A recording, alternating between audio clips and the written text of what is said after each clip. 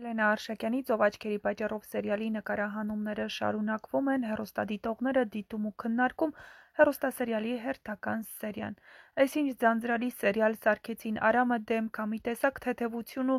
նոր շունչ բերեց սերիալին, հատկապես իր հումորներով ու Ռեբեկային գրավելու փորձերով։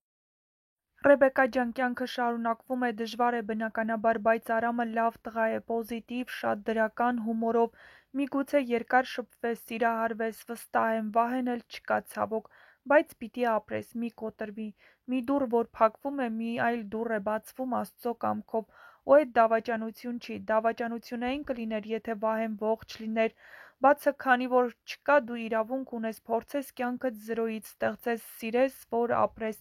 գրել են հեռուստադիտողները։